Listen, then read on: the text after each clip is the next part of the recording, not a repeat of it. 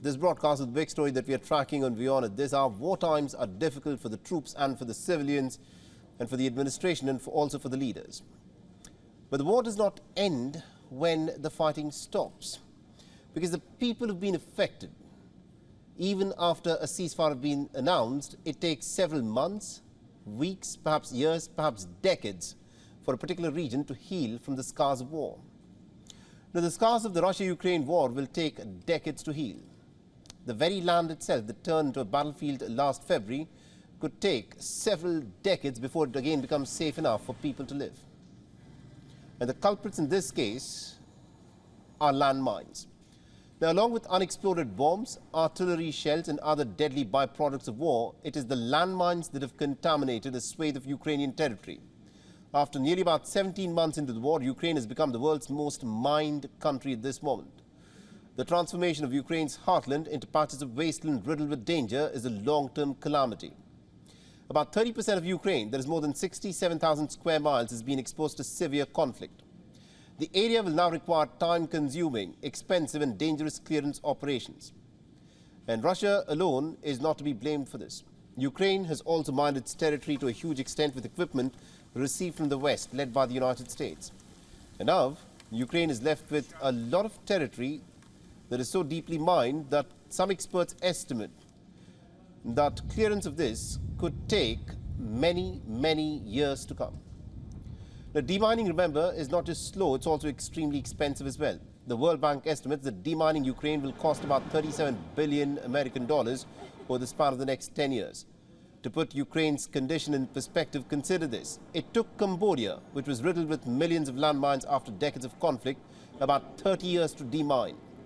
Estimates say that at least about 5 years of work still remains. The war is still raging in Ukraine and the damage is expected to worsen in the coming days. And cluster ammunition that has now been sent by the United States to Ukraine is going to create a lot of problems for many years to come.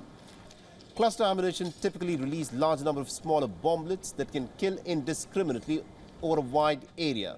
But then you also have a lot of these bomblets that turn out to be duds but could explode in the future. Now, these kind of ammunitions have been prohibited and banned by over 100 different countries, and even the United Nations has called for not using cluster ammunition in the battle.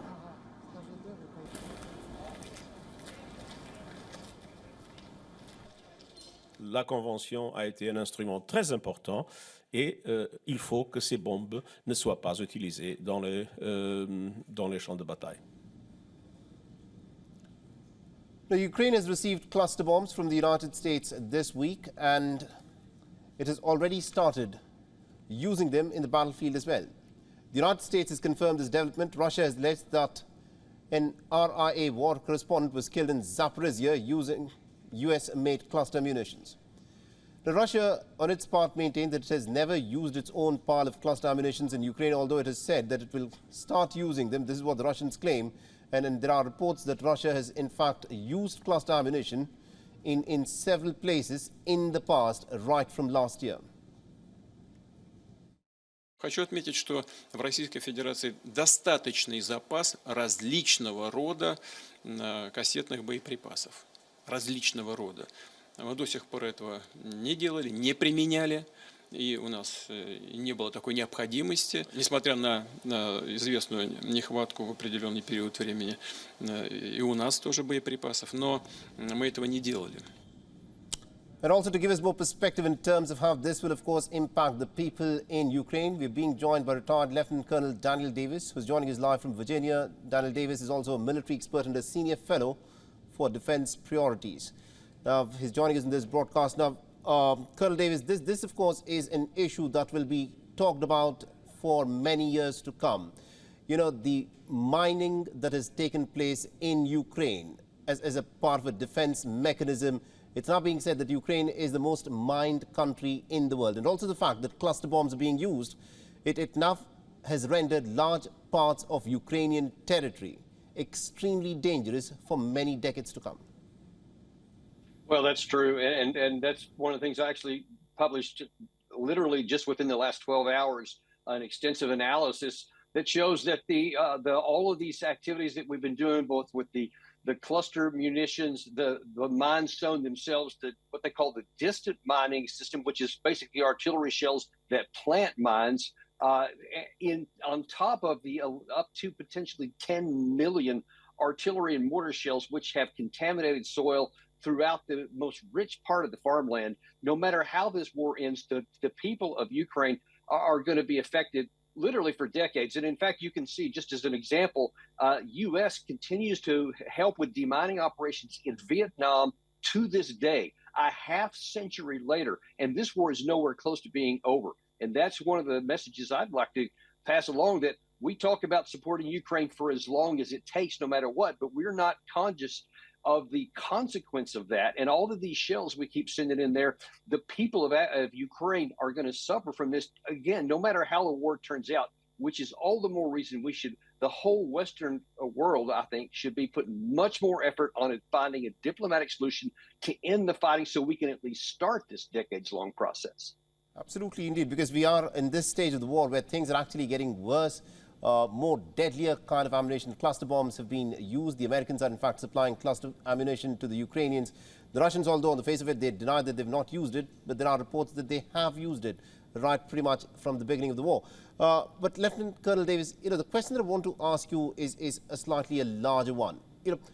More than 100 nations have banned cluster ammunition. It's been described as the abominable ammunition because, according to some surveys, more than 80% of the people who are killed by cluster ammunition happen to be innocent civilians and children long after the war has ended.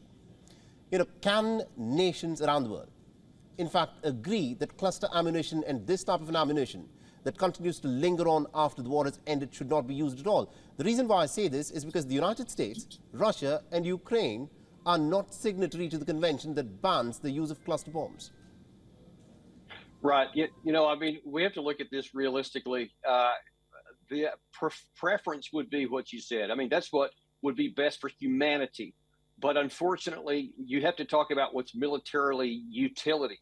And look, unless someone wants to talk about banning landmines, both anti-personnel and anti-tank, the cluster munitions are comparatively a much smaller portion of that problem. And so you could ban that, I mean, completely, and it won't even hardly dent the real problem, which is the actual landmines that are sown.